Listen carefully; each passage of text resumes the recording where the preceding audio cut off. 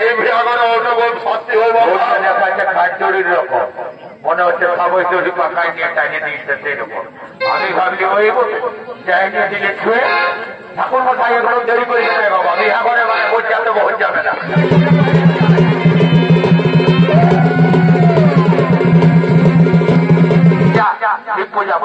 শিব পূজা করলে সংসারের মঙ্গল হয় লেখাপড়া ভালো হয় ঘোর কলযুগ চলছে বাবু এরা গুরু পুরুষ কোনো মাইন্ড নাই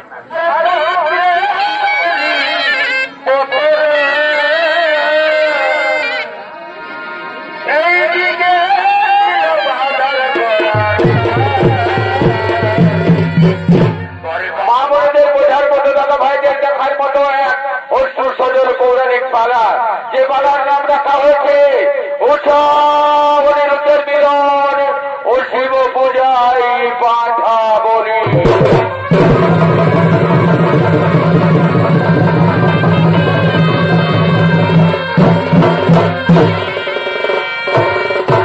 উষা অনিরুদ্ধের মিলন ও শিব পূজায় পাঠা বলি তাই উষা চলেছে তার সঙ্গীদেরকে নিয়ে ফুলের বাগানে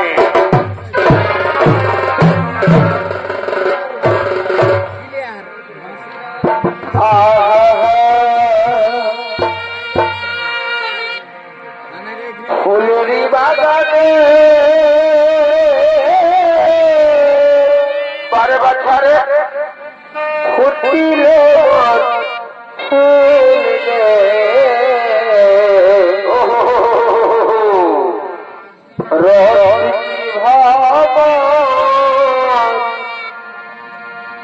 আইল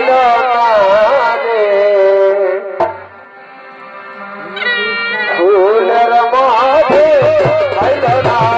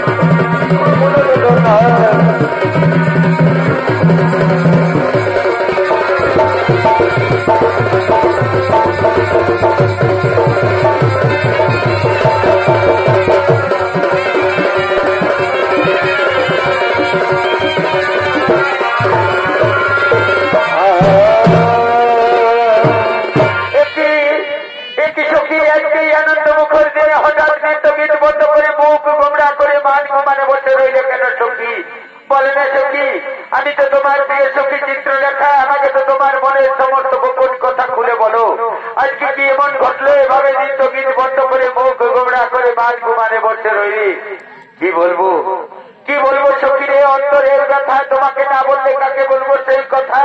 জানো সখী, প্রতিদিন রাতে অপরূপ রাজকুমার আছে মোর স্বপনে। স্বপনে যে আমি তাকে ভালোবেসে ফেলেছি সখী, স্বপনে যে আমি তাকে মন দিয়ে ফেলেছি, তার বিহনে আমি কিছুতেই বাঁচতে পারবো না। সেদিনও আমার এই ভরা যৌবনের প্রেমের নামে তাকে না পেলে আমি যে চোখ থাকতেও অন্ধ সখী রে। চিঠি এ তুমি কি বলছো সখী? তুমি না পৃথিবীর সর্বশ্রেষ্ঠ রাজা, বান রাজার মেয়ে, তোমার কি এভাবে গোপন ভালোবাসা করা কাজে সখী? না না না না, চিত্রলেখা বোধ হয় তুমি প্রেম সম্বন্ধে অবগত নও। প্রেম কোনদিন উচ্চ নিচ ভেদাভেদ মানে না। মনে যখন ধরেছে তুমি কি পারবে তাকে এনে মেলাতে? নিশ্চয়ই পারবো। আমার নাম চিত্রলেখা, আমি মায়া বিদ্যায় পারদর্শী। তোমার গোপন প্রেমের নাগর যেখানে যে অবস্থাতেই থাক, তাকে এনে মেলাবো আমি তোমার সঙ্গে। কথা দিলাম, কোনো চিন্তা করো না।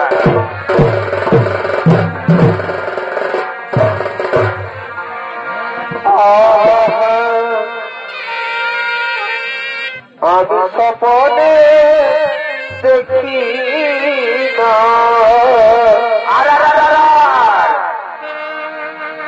আর ভাবিয়া ভুলি না, বারে বাচ্চারে ভুলিতে না যেন পারে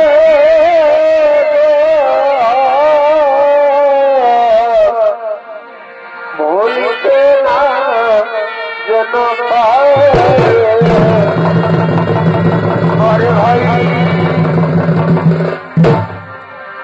আমি স্বপনে দেখি না, বসে বসে বসে ভাই, আর ভাবিয়া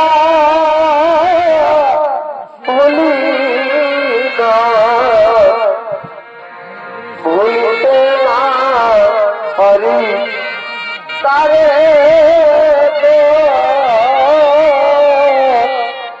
ভুলিতে না হরি তারে।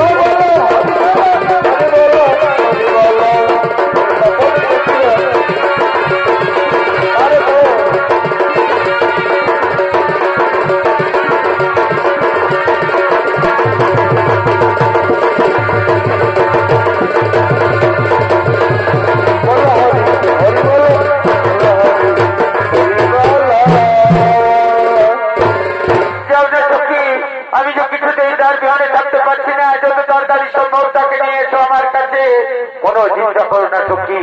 তুমি তোমার হৃদয়কে ধৈর্য ধরে অন্তঃপুরে আত্মবিশ্রাম করো। আমি এক্ষুনি তোমার গোপন প্রেমের নাগর যেখানে যে অবস্থাতেই থাক, তাকে নিয়ে আসছি তোমার কাছে। কোনো চিন্তা করো না।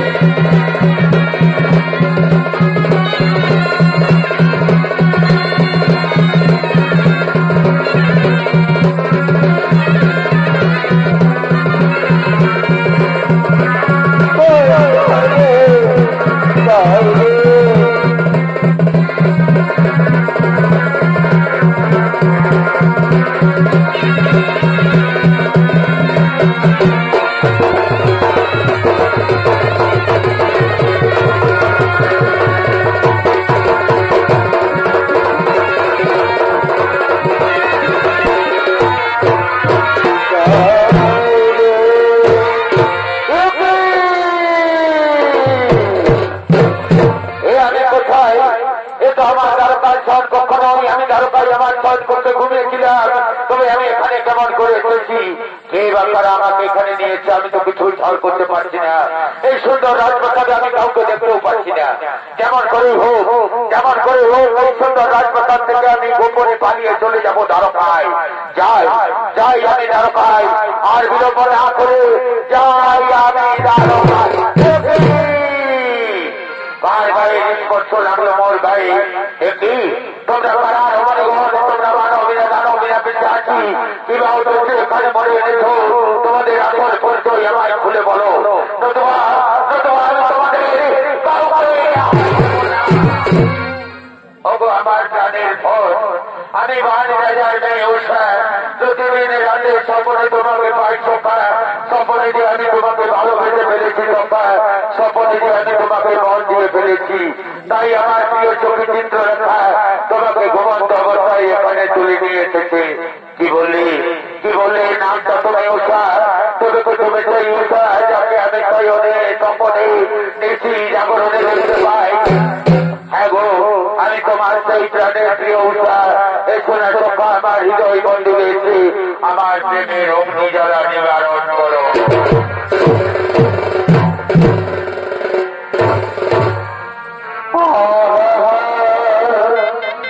বারে বারে আর শোনো শোনো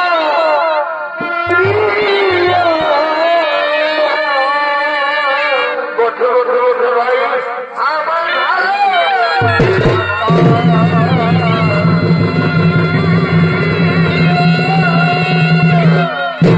বারে বারে ভালোবাসবারে আর শোনো শোনো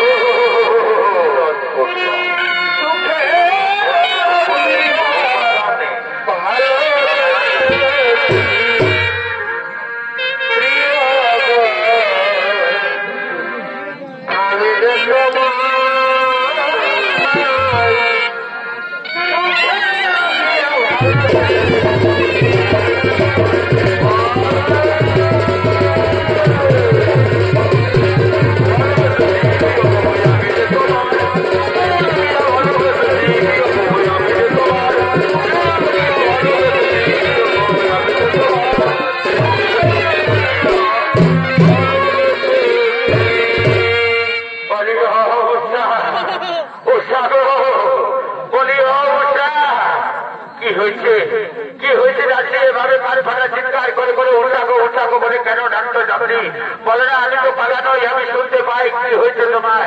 বলি হয়েছে বাচ্চা অন্তঃপুরে তুমি যার সাথে প্রেমের খেলা খেলছো, বলি সেই পুরুষ ব্যক্তি যাকে গো, বলি ওকে নিয়ে এত মাথা মাঝে কিসের গো। রাত্রি তোমার বয়স হয়েছে বলে তোমার ভিড় গতি ধরেছে, তুমি কি জানো না আমার অন্তঃপুরে আসার জন্য বাইরে কতজন প্রহরী রয়েছে, তাদেরকে অতিক্রম করে কেমন করে এখানে পুরুষ ব্যক্তি আসবে। বলি না বাচ্চা আমার বয়স হয়েছে বলে কি আমি চোখে কম দেখতে পাই, আমি সব কিছুই দেখেছি বাচ্চা।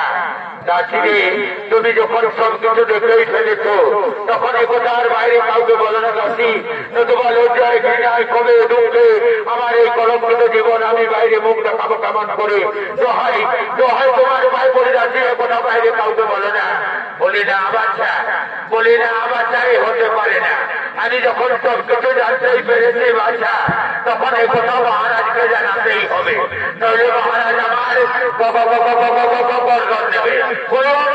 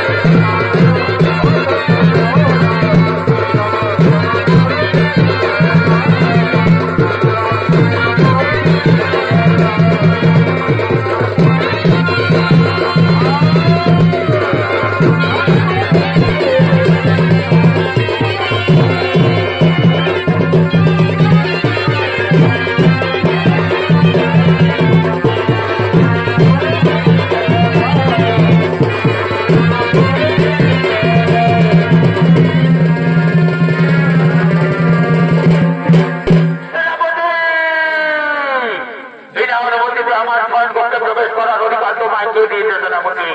অপরাধ ক্ষমা করবে রাজকুমারী উৎসাহ। আমি তোমার পিতার নির্দেশে তোমার ধন করতে প্রবেশ করেছি। তোমার পিতার কাছে সংবাদ রয়েছে তোমার ধন করতে তুমি নাকি কোন গোপন প্রেমের ইচ্ছ রয়েছ। না না সেনাপতি, তুমি তো জানো আমার ধন পূর্বের বাইরে বড় কতজন প্রহরী রয়েছে, তাদের অতিক্রম করে কেমন করে এখানে পরিস্থিতি আসবে। না উৎসাহ, আমি যখন এসেছি তোমার পিতার কাছে যখন সংবাদ রয়েছে তখন নিশ্চয় যা করতো আমি ধর্ম করে বুঝে দেখতে চাই কোথায় লুকিয়ে রেখেছে তুমি সেই পুরুষ ব্যক্তিকে।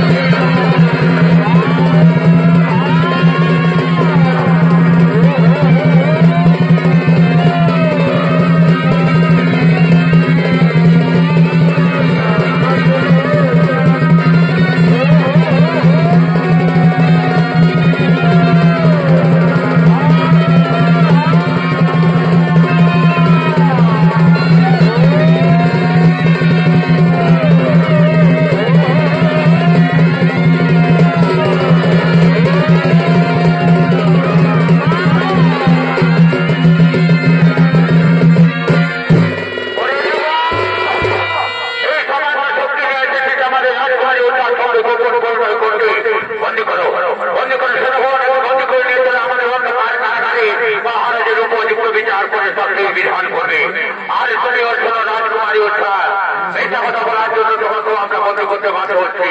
তোমাকেও যেতে হবে তোমার বিচার অন্ধকার কারাগারে, তোমার বিচারের উপযুক্ত বিচার করে শাস্তির বিধান করবে। চলো চলো জগৎ, এদের দুজনকে নিয়ে চলো অন্ধকার কারাগারে।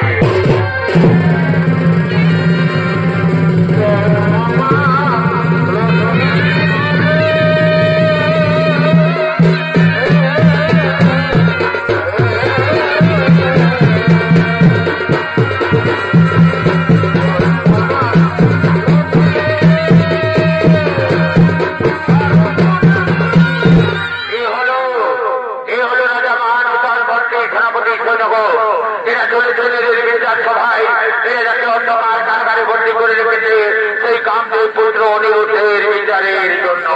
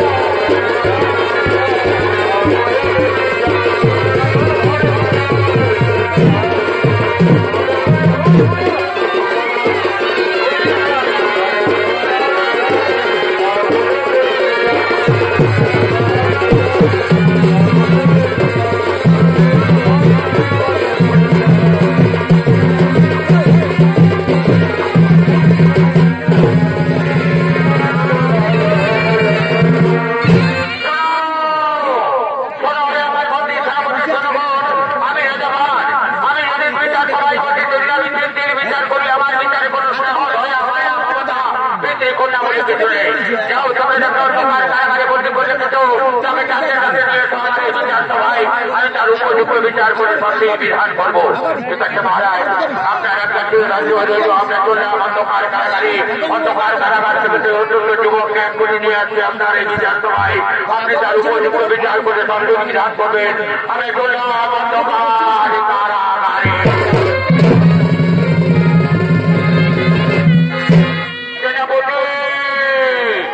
আবার কি হলো মহারাজ, ডাকলেন কেন? সেনাপতি এ কথা যেন ভুলে যেও না, আমার মেয়ে উষাকেও তোমরা নিয়ে আসবে এই বিচার সভায়। কারণ এই অপরাধী সমান অপরাধী, আমি তারও বিচার করে শাস্তির বিধান করবো। ঠিক আছে মহারাজ, তাই হবে। আমরা এখনই দুজনকে নিয়ে আসছি, আপনি বিচারের ব্যবস্থা করবেন। আমরা চললাম অন্ধকার কারাগারে।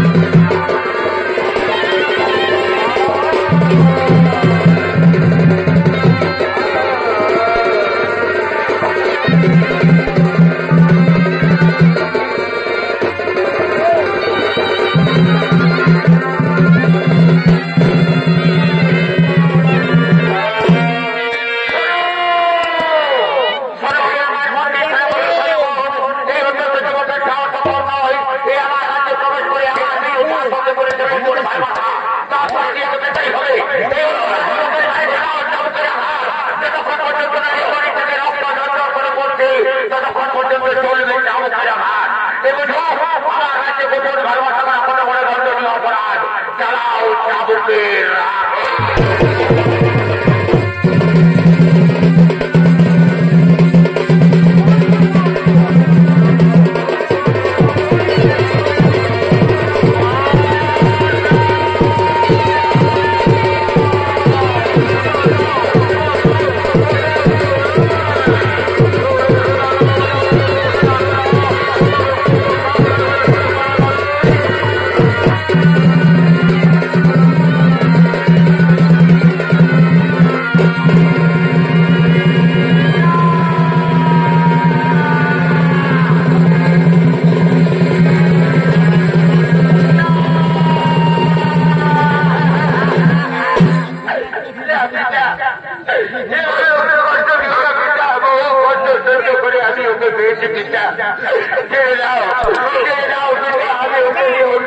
চলে যাবো চাই না বাড়ি রাজস্ব চাই না বাড়ি জলসম্পত্তি বিদ্যা আমি ওকে নিয়ে কাজ চলাই দিন কাটাবো কিনা সেনাপতি আমি তো আগে বলেছি সেনাপতি আমি রাজাবান আমার বিচারে কোন স্নেহ দয়া মায়া মমতা মিত্রী কন্যা বলে কিছু নেই যারা জীবনকে যাবো ততক্ষণ পর্যন্ত না যে পরিচয় রক্ত জল করে পড়ছে ততক্ষণ পর্যন্ত আমার রাজ্য গোপন ভালোবাসা মনে মনে ধর্ম যাবতে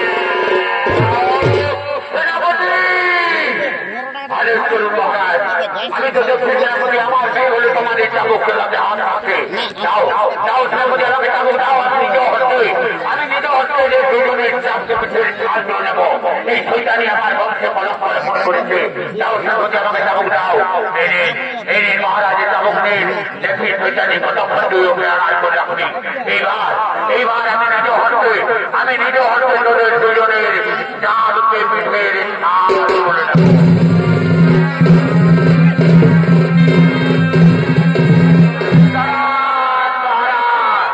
আমরা থাকতে আপনি তো ব্যর্থ হবেন না মহারাজ আপনি শুধু আরেক করুন তারপর দেখুন আমাদের রাজ্যে মানুষ তার পক্ষে আর কোনদিন গোপন ভালোবাসা করা সাহস পাবে না যতক্ষণ পর্যন্ত এদের চলে জীবন থাকবে ততক্ষণ পর্যন্ত চলবে যাবকে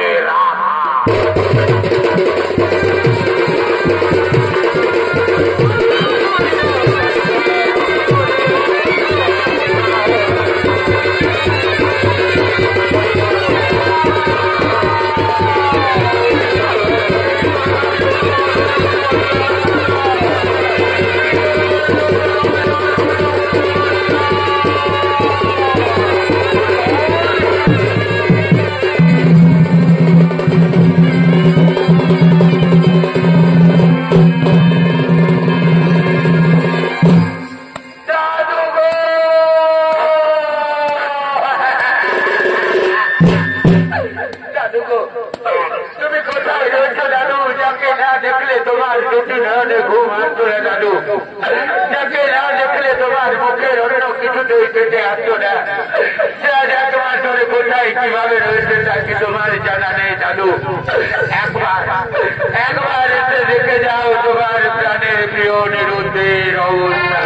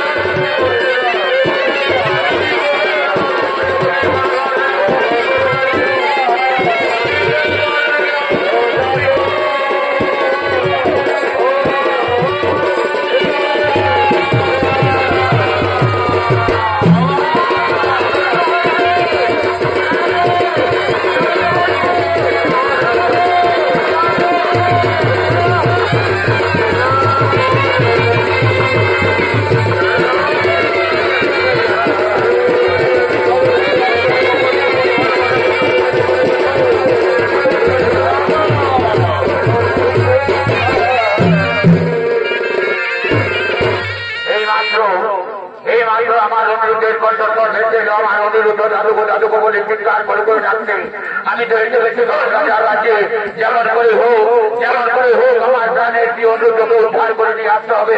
কোথায় কোথায় রয়েছে তুমি?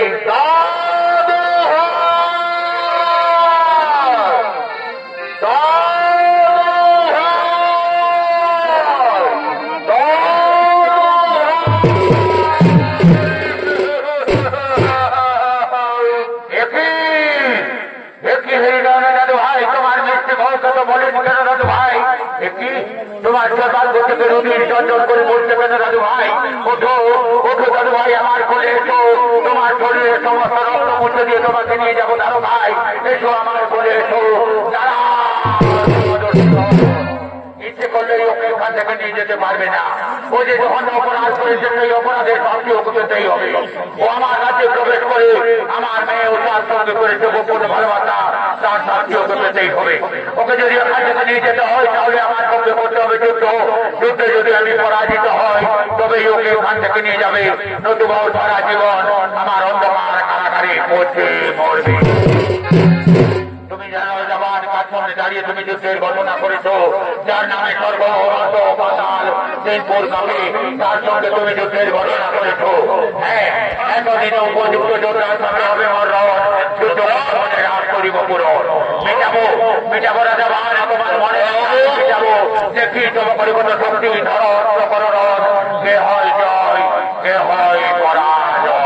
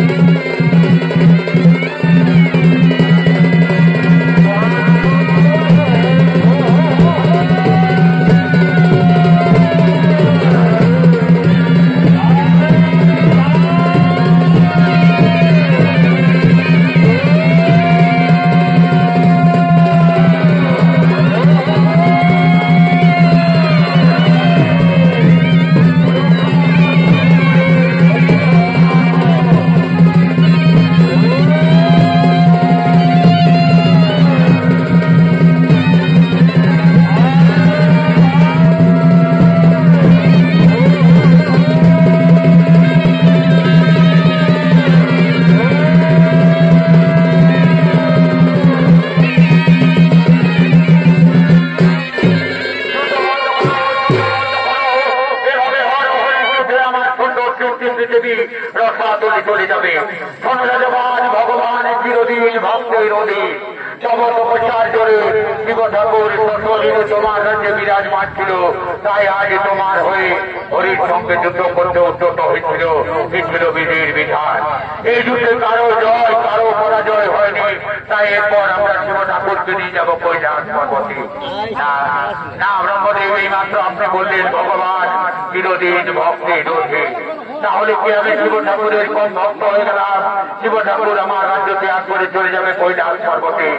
না রাজাবান, সে কথা তো বলিনি, তবে বিধির বিধানে যা ছিল তা ঘটে গেল, এরপর তাকে যেতেই হবে কৈলাস পর্বতে। ঠিক আছে ব্রহ্মদেব, আপনার কথা না হয় মেনে নিলাম, কিন্তু তার আগে আমার একটা কর্ম করে দিয়ে যেতে হবে। যদি দর্শক মন্ডলী আমার পূজনীয় মা বোনেরা, পুরাণ প্রমাণ মতে সর্বপ্রথম মর্তভূমি কোথায় কিভাবে শিব পূজার প্রচলন ঘটেছিল তা আপনাদের অনুকূল বার্ষিক মহান মঞ্চে পর দেখতে পাবেন। শিব পূজায় পাঠা বলি।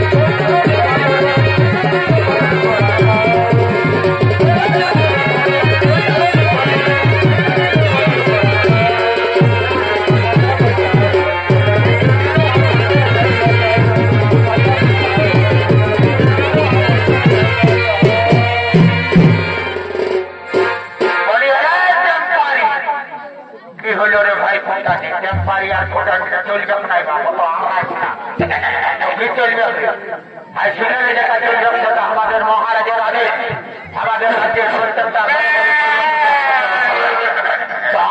পূজা করবো।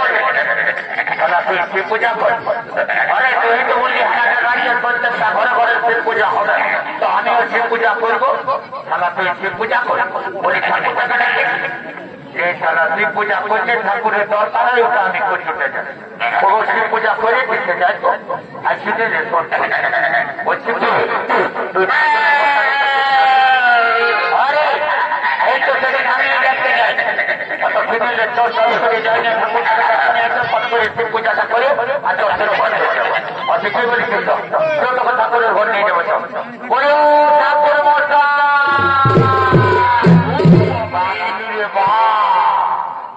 সারা তোর সঙ্গে রাস্তা চলা বিপদ আছে। কমিটির মেয়াদে লাগিয়ে বসে আসছে, সেই দিকে থেকে ঢোকাই দেখছে তোর ঠাকুর মশাই। জানিস চালা এখন সারা দেশ জুড়ে চলছে মহিলা কমিটি। কোন রকম যদি কোন মহিলার গায়ে মারে দিয়েছে ডাক্তার, তো মারে একদম বনায় দিবে ফিরা চেষ্টা। এদিকে তো তারা কিছু হবে না, চলে রাস্তায় যাবো তো চট করে ঠাকুরটাকে ডাকিয়ে নিয়ে সে পূজাটা করে আর চট করে ঘর করে যাবো। অত কই বলছি বলে ঠাকুর মশাই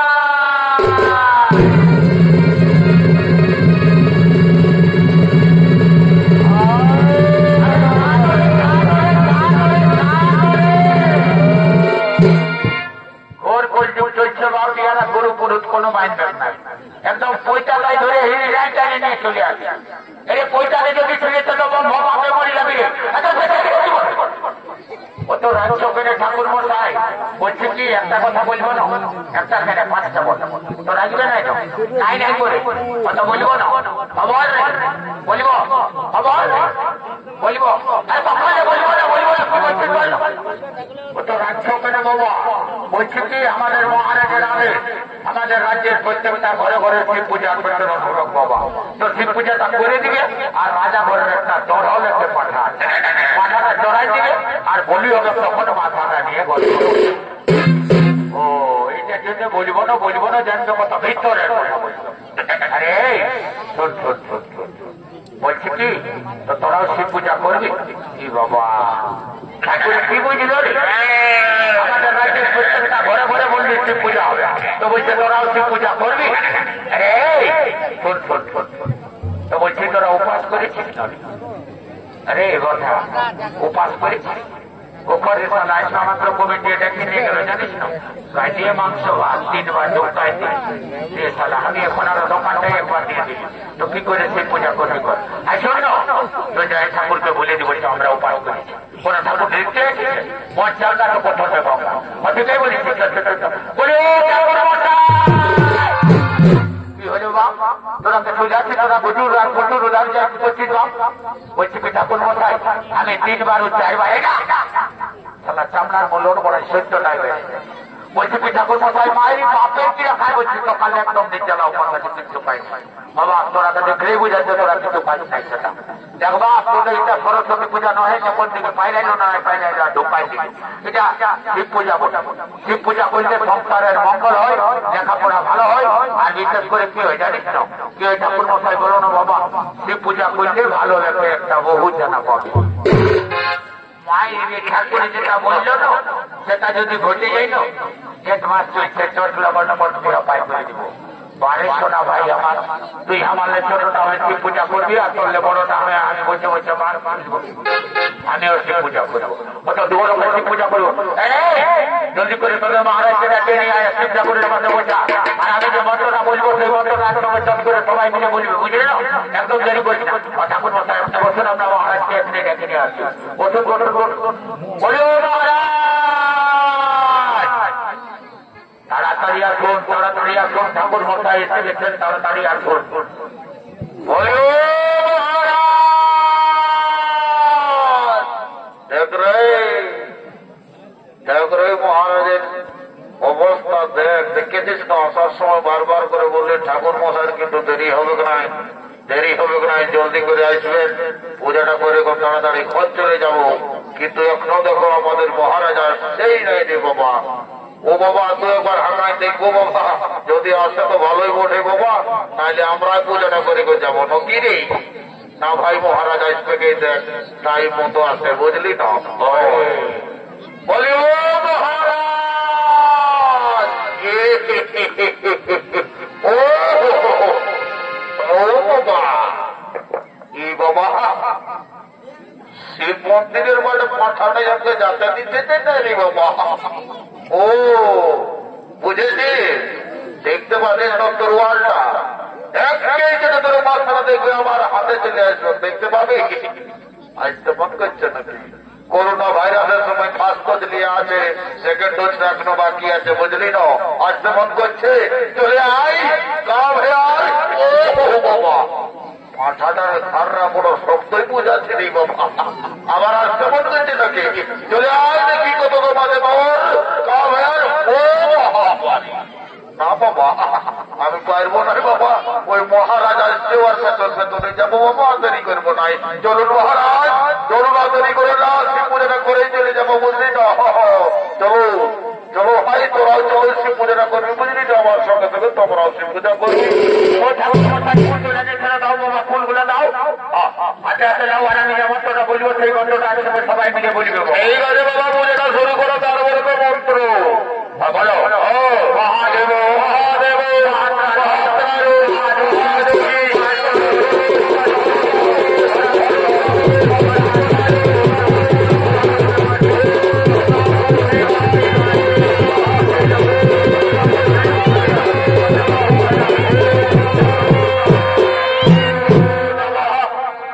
বদমাইশ গুলাকে নিয়ে আর পারলি নাই বাবা। তোরা যে বললি পাঠানো কে আছে, জলদি করে নিয়ে আমি চলে তোমার চলে যাবো, জলদি করে নিয়ে এই বসা বললি সবার ছাড়িস না, দিল্লি ছাড়ি এত ঝুড়ি এরপরে কথা করবে করছা বলটা। আরে চিন্তা করিস না, ডাকলে চলে আসবে, অত লেলে জলদি করে ডাক, একদম জলদি করিস না, জলদি করে ডাক। আরো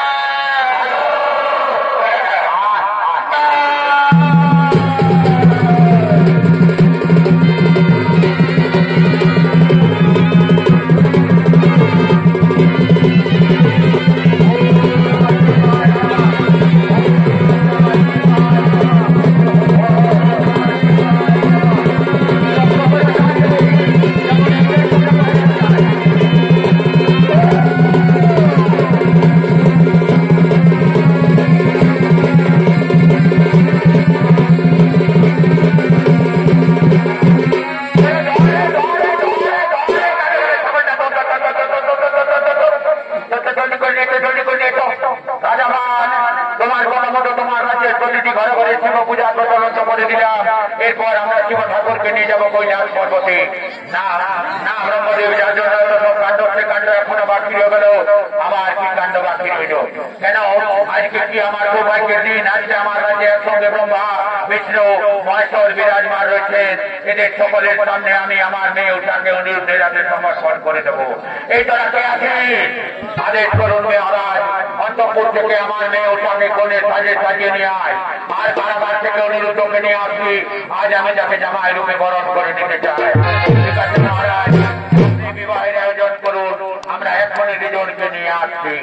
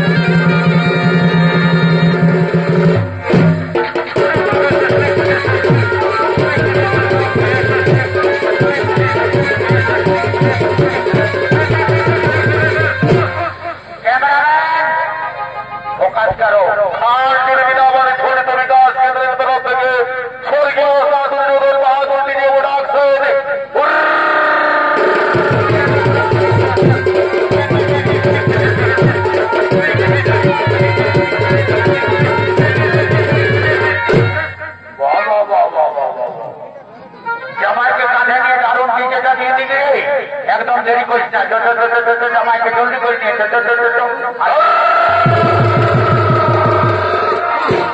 কোন দিকে যাচ্ছিস রে?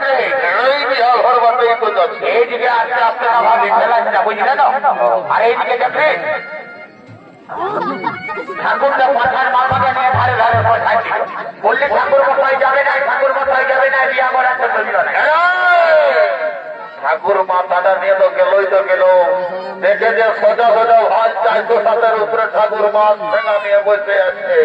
মনে হয় ভাবছে ঠাকুর মশাই যে গাড়িটা স্টার্ট হলেই আমি ঘর যাব, কিন্তু ড্রাইভার নাই, বোঝে নাই ঠাকুরে এমন বসেছে যে জানবে একদম হেলিকপ্টারের উপরে বসা আছে সেই রকম, আর মাথাটা তো সারা চিকন ওইরকমই দেখাচ্ছে রে বাবা।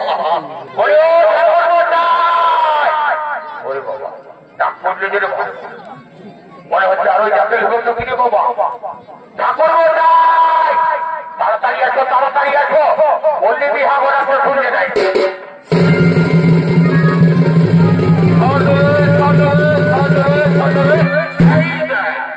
বাবা তুই যে মালিক জোড়ার কোনো জোড়া চলে এসেছে রে, তোরা বললি বিহা করার পর কোনটা বোঝা? ঠাকুর মশাই তোমার এইদিকে ভালো রাখো, হ্যাঁ দিদিকে এইদিকে কোথাটা বসে আছে। ও আচ্ছা আচ্ছা আচ্ছা, বড় তাহলে একদিকে একদম একদিকে দেখতে পাচ্ছ না, বসে আছে। অত ছোটা চার দেরি করবো নাই বাবা, ওটা ওটাও বড় করে গেলে আর আমি একদম দেরি করবো না, কোনোটা ভালো করে করবে বাবা। আজকাল তো অনেক কিছু ঘটনা হচ্ছে, যেমন মন্ত্রে কোনো বিঘ্ন না আসে, আর এই সঙ্গে পরে আমরা বিহার উৎসাহ শুরু করে দিব। ওই মাঝে মাঝে কিন্তু মন্ত্রটা ভালোভাবেই যেমন বললো, বুঝলি তো? আমি 1000 বিঘা পাই করেছি, এখনো একটাও ভাঙে নাই, বুঝলে না? ওই কোট মেরেছে না, যে ঘন্টা ঘন্টা করে কাজ করে দিবি আর তারপরে বিঘা গেল ভাঙে। ওই রকম হবে। আমি যে মন্ত্রটা বলিব না, একদম জানিস না, একদম জোরে লেগে যাবে, কোনো রকমে ওটা ভাঙবে। দুজন